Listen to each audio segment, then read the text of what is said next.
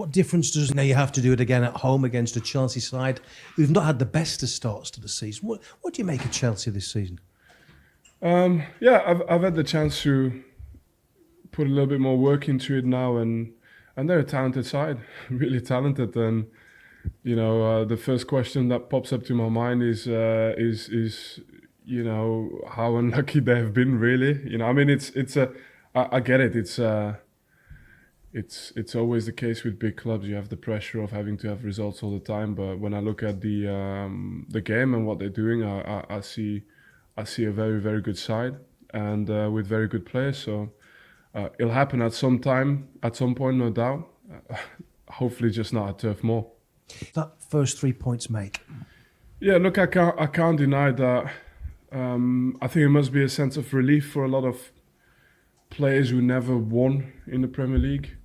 But I think for us now, it's about reminding that we move on now. We've got Chelsea coming up soon, and that's obviously a key game for us as well.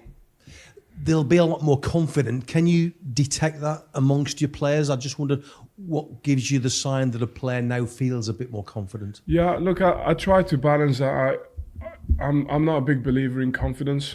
Like, I know you ideally you want it and you want confidence and momentum, but I think you've got to build your own confidence in moments where you maybe you don't have the results. I think confidence comes for me with consistency and doing what you should be doing every time, and then trusting that you can do it, that you belong there.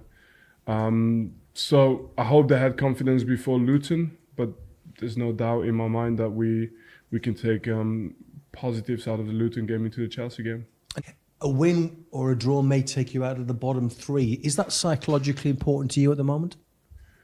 No, I can't say I've spent much time looking at the league so far. I've looked at the fixtures for sure.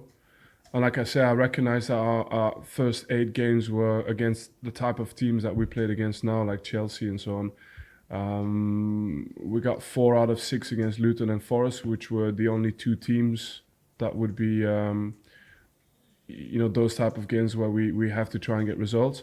But it'd be nice to now, with the Chelsea game, look at this game and say, okay, maybe we can add these type of games as well to get results in. And then I know with the fixtures coming up that we'll get more of the type of games like we had against Forest or Luton, where we actually have a chance before the ball's kicked, you know. These games are always difficult now. Forest and Luton are in a group of about 6 clubs just above you at the moment in the table. Is that your mini league? I just wondered how big you see that mini league at the moment within the Premier League. Are you looking at the bottom half of the table maybe? Yeah, I think I've said it at the start of this season.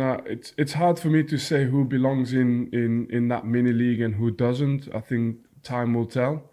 But there's certainly, from what I can tell, a gap with some of the squads that we faced in terms of, you know, when you look at the Villa squad, the Tottenham squad, I mean, they're powerful squads in every way, in every sense of the way, you know, with, you know, something to aspire to as well. I'm not saying that it's beyond us, but it'll take time for teams like us to get to this. And I think there's a cluster of clubs like ourselves who are just trying to close that gap. But every game is another game, and you always have a chance on you know, on Saturday we have a chance as well. It doesn't matter what a team has spent. Final one